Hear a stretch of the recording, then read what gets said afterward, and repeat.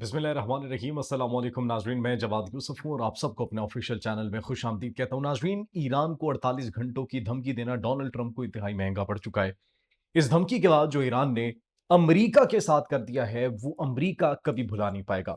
नाजरीन, अमेरिका के साथ साथ इसराइल की एटमी तनसीबात को आंख का बदला आंख, खून का बदला खून इस्लाम में है। सेम वही हरकत की है, वही बदला लिया है जो कि ईरान के ऊपर हमला करके अमेरिका और इजराइल ने लिया था। अपना पहला बदला ईरान ने ले लिया है। इजराइल की वो साइट्स जो कि सबसे ज्यादा सेफ तस्वुर की जाती है, उन साइट्स को निशाना बनाए। डिमोना साइट, न्यूक्लियर साइट को निशाना बनाने की इतलात मौसूल हुई, जिसके नतीजे में भारतीय शहरियों को गिरफ्तार करना शुरू कर दिया है। अब नाज़रीन, सवाल यह पैदा होता है, निशाना ईरान ने बनाया और गिरफ्तार भारतीय शहरियों को किया जा रहा है, इसके पीछे क्या लॉजिक है? वो लॉजिक आपको आगे चलकर बताएंगे। लेकिन नाज़रीन, 48 घंटों की धमकी के बाद डोनाल्ड ट्रंप को जो एक और अपसेट दिया गया ईरान की जानिब से, ईरानी सुप्रीम लीडर ने बाजी पलट दी है। वो कैसे? एक स्टेप आगे इस वक्त ईरान चल रहा है। जो भी अमेरिका डिसीजन लेने लगता है, जो भी डिसीजन इसराइल लेने लगता है कि हम इस तरीके से हमला करेंगे, हम वॉर स्ट्रैटेजी इस तरीके से तब्दील करेंगे, उसको काउंटर करने के लिए ईरान ने पहले से कोई हिकमत अमली तैयार की होती है।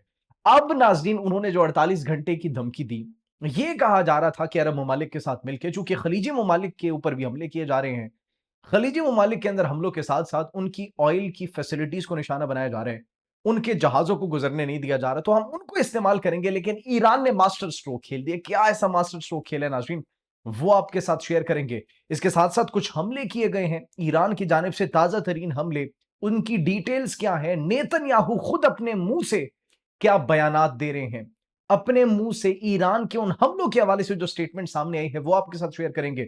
ईरान के रिस्पॉन्सेस के साथ साथ अब नाजरीन, जो चीन से एक्सपेक्ट किया जा रहा था, चीन ने तो उस तरीके से ईरान का साथ नहीं दिया, लेकिन रूस ने ईरान का फुल फ्लेज साथ देने का ऐलान कर दिया और इस जंग के अंदर ऐन मुमकिन है कि वो भी बहुत जल्द शामिल हो जाएं।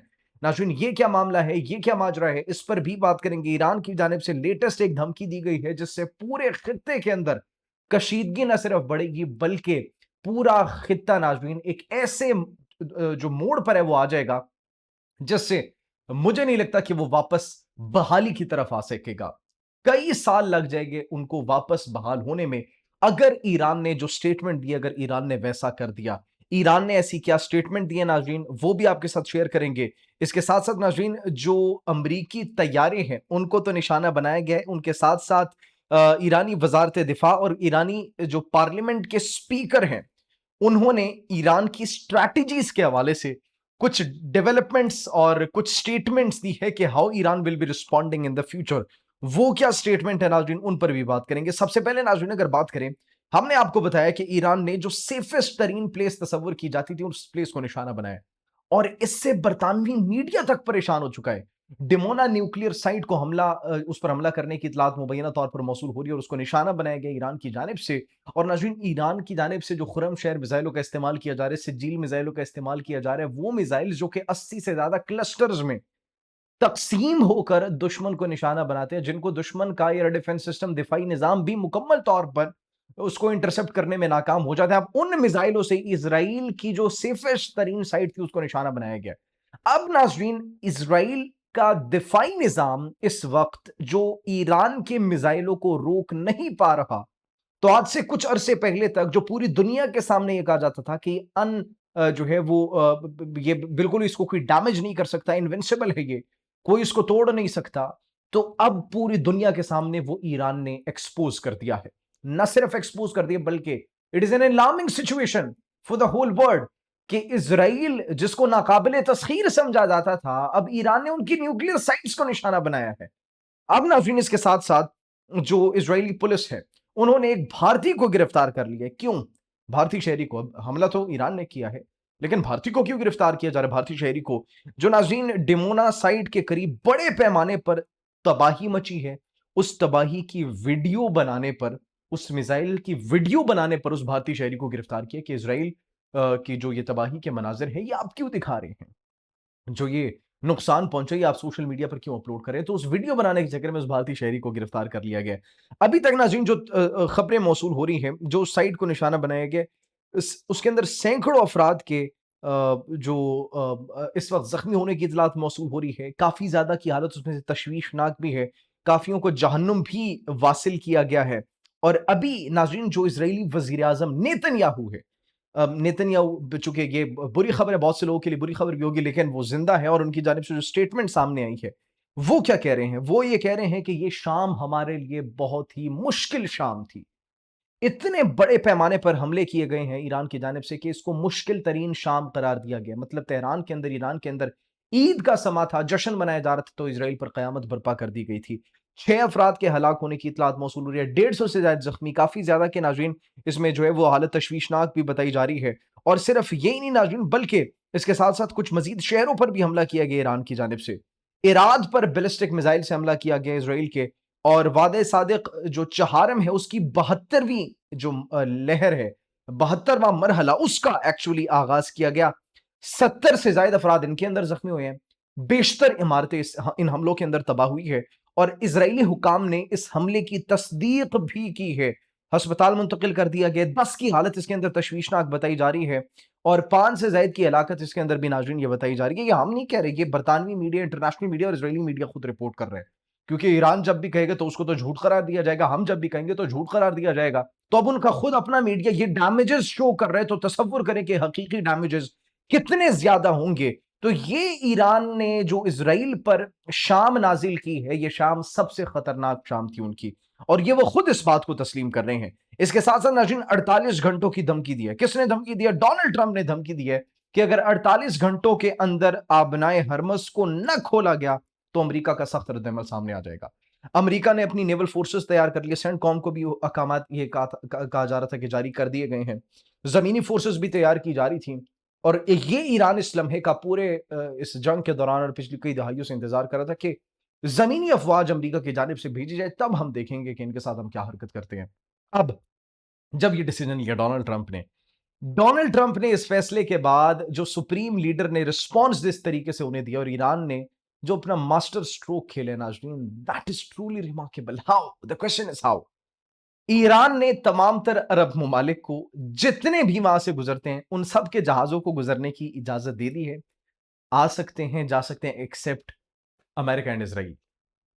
अब अमेरिका और इसराइल क्या चाहते थे? वो ये चाहते थे कि मुस्लिम ममालिक को, खलीजी ममालिक को एक दूसरे के खिलाफ आपस में लड़ाएं, खलीजी ममालिक को ईरान के खिलाफ एक दूसरे के सामने ले आए, और जब वो इनके सामने ले आए, एक दूसरे के आमने सामने हो जाए, महाजराई हो जाए, सफबंदी हो जाए, जंग जंग सामने शुरू हो जाए, उसके बाद दोनों ने पीछे हट जाना था।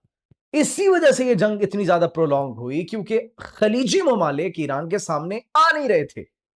अब जब उन्होंने, अमेरिका ने दोबारा से कार्रवाई का इरादा किया कि 48 घंटे, 2 दिन है, 2 दिन के अंदर अंदर अगर इन्होंने ना खुला, हम कार्रवाई करेंगे, तमाम ममालिक के लिए ओपन कर दिया गया passage except America and Israel. तो ये अब अमेरिका परेशान हो चुके हैं कि ये हम जो भी स्टेटमेंट्स दे रहे हैं, हम जो भी वॉर स्ट्रैटेजी बनाने की कोशिश कर रहे हैं, जो भी हम इंप्लीमेंट करते हैं, उससे पहले ईरान एक कदम आगे होता है। अब इसके साथ साथ उन्होंने अमेरिका के F-15 और F-16 तैयारों को मुबैना तौर पर मार गिराने का ऐलान भी किया है। ये पासदारान इनकलाब की जानिब से स्टेटमेंट जारी की गई और आपने हरमस के करीबी F-15 को जो है वो मार गिराने की इतलात मौसूल हो रही है। इसके साथ साथ नाज़रीन जो रूस है, रूस ने ईरान की मुकम्मल तौर पर हिमायत का ऐलान कर दिया। रूस कह रहे कि हम ईरान के साथ खड़े हैं। चीन से जिस तरीके से एक्सपेक्ट किया जा रहा था कि चीन ईरान के साथ खड़ा होगा, उस तरीके से चीन तो खड़ा नहीं हुआ। बैक एंड पे स्टेटमेंट्स तो सामने आ रही थी, लेकिन जिस तरीके से चाह रहे थे उस तरीके से रिस्पॉन्सेस सामने नहीं आए। बट रशिया की जानिब से स्टेटमेंट सामने आ चुकी है। रूस के सदर ने नौरोज के मौके पर यह स्टेटमेंट दी है, लिसन, कि ईरान की हुकूमत और अवाम के नाम तहजीबी पैगाम में उनकी मैं भरपूर हिमायत का उनको यकीन दिलाता हूं। उन्होंने कहा कि रूस ईरानी हुकूमत और उसके अवाम के साथ खड़ा है। Russia is standing and Russian people are standing with the people of Iran and with the government of Iran. That's what Russian president is saying right now. और इसके साथ साथ उन्होंने कहा कि दोनों ममालिक के दरमियान शराकतदारी मुस्तहकम है। एक भाई होने का और एक एलाय होने का जो उन्होंने एक सबूत देना था, वो फराहम कर दिया है रशिया ने। और जिस तरीके से रूस से हथियार भेजे जाते हैं, तेहरान के अंदर जहाज लैंड होते हैं, इस सब के सामने जो है वो कोई ढकी छुपी बात नहीं है, जिस तरीके से उनकी वो मदद कर रहे हैं। तो अब नाज़रीन जो अगला हदफ है, इसके अंदर तो शिकस्त हमें बिल्कुल एक नजर आ रही है। कि अमेरिका को शिकस्त होने वाली है, इसराइल को बहुत शिकस्त होने वाली है। अब नाज़रीन जो अलार्मिंग सिचुएशन है, एक्चुअली वो अलार्मिंग सिचुएशन ये है कि फॉर्मर सीआईए के एनालिस्ट लैरी जॉनसन है, उन्होंने बड़े कंट्रोवर्शियल क्लेम दिए जिसकी वजह से अब ये कहा जा रहा है कि अगला हदफ इसराइल का एक्चुअली कौन है, अमेरिका का और इसराइल का अगला हदफ कौन है। वो हदफ जो उनकी जानिब से एक इंटरव्यू दिया गया उसके अंदर यह कहा गया कि मुस्लिम ममालिक और अरब ममालिक इनके खिलाफ बड़े तवील अरसे से जो है प्रोपेगंडाज और प्लानिंग की जा रही थी, बड़ी एक लॉन्ग टर्म स्ट्रैटेजी अपनाई जा रही थी, जिसके बाद ये हमले किए जाते हैं, जिसके बाद ये अपनी फौजों को भेजा जाता है और जिसके बाद ये फौजी हमले किए जाते हैं।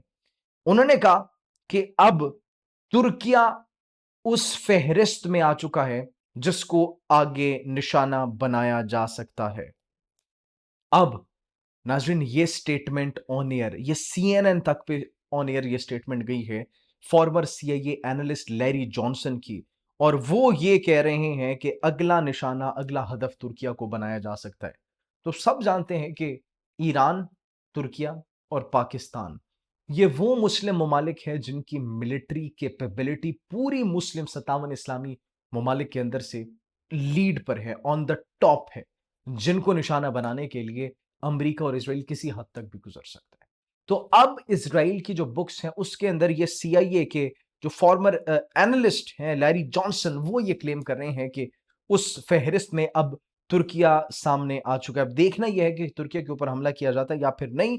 लेकिन नाजरीन ईरान की जो हमने आपको बताया कि स्टेटमेंट सामने आ रही है और फ्यूचर प्लानिंग के हवाले से, सबसे पहले तो ईरानी मुसल्ला अफवाज नए तैयार करदा जदीद हथियारों के जरिए दुश्मन के अंदाजों को उलट देंगी।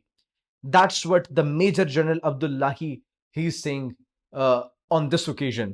अभी ईरान के जो जनरल्स हैं वो ये क्लेम कर रहे हैं कि अभी ये जो वेपन्स हमने यूज किए हैं, इवन जो हमने ये न्यूक्लियर साइट डिमोना के ऊपर यूज किए हैं, उससे पहले खुरम शहर से जील मिसाइल्स जो यूज किए हैं, ये अभी तक हमारे न्यू वेपन्स नहीं है। हम अभी तक अपने नए हथियार इस्तेमाल नहीं कर रहे। जब हम नए हथियार इस्तेमाल करेंगे तो अमेरिका भी देखेगा, इसराइल भी देखेगा, पूरी दुनिया देखेगी। तो अभी तक हमने अपने हथियार जो है वो हथियार, असल हथियार नहीं निकाले।